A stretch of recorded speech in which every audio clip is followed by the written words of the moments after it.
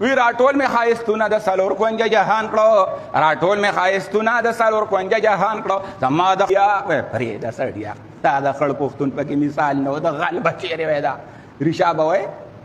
پښتانه و شرمولو نن هغه جدا خلکو جوان او سړی او لکانو هغه هم دغه خګونه 15 انچ او 10 انچ مخکې تللی دي دا هم په دې ځای باندې ویښتو او ریبنې وته چولې سرخي وته لګولې را ګولډن پرلې په مخ باندې راخکلي دي جپسي کریم په مخ باندې راخکلي دي او دغه شانتې نیویا کریم په مخ باندې لګولې دي پیژندې نشي شپږته ګوتې چولې دي شپږته بنګړې لاستا چولې دي خمزیدار او دم الک دی د الله پیغمبر فرمایلیو چې داسې خلکو باندې سارو لعنت دی او داسې باندې ماښام لعنت دی المتشبهون من الرجال بالنساء هغه الکان چې ځان د ښځو په شان کوي په دې لعنت دی او دا سپک خلک دی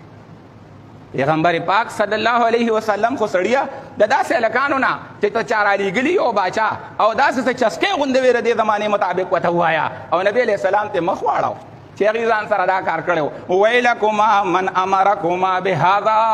غرق چې چا راته وایي چې دا چل کوئ فضیل اعمال چې لیکلی دی مولانا زکریا رحمت الله علیه دومره کتاب یو لیکلی دی په هغې کې دا روایت او دا خبره راوړې را وعدې وله کړي او تر 9 تر 10 بجو پورې اوده دی 10 بجې یې تولیه په غاړه اچولې را او ته به د کشمیر کې جهاد وکړه راغې ته به د افغانستان کې توپې وچلولې اخر ته حیا خو هم څه شی دی که نه پیغمبر علیه الصلاة والسلام فرمایل الحیاء شعبة من الایمان دا حیا چې کوم دا د ایمان څانګه ده دا د ایمان یو حیا ده د الله حیادار خلق خوښ دی بې حیا خلق دا د الله پاک نه دی خوښه پیغمبر علیه السلام کې ډېره لویه حیا وه پښتانه وشرمولو نن هغه جدا خلکو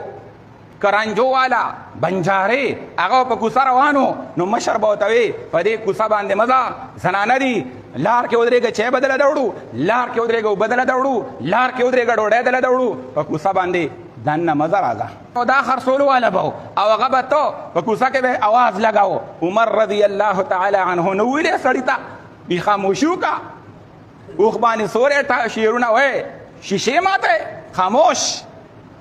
دا کار مه کوه خیال لري هغه جدا خلکو پښتانه حیا والا خلک اوس داسې حساب کتاب دی چې په زنانو باندې کنټرول د خلکو نشته نو تپوس نشي کولی چې چېرته تللی وي سله تللی وي ولې تللی وي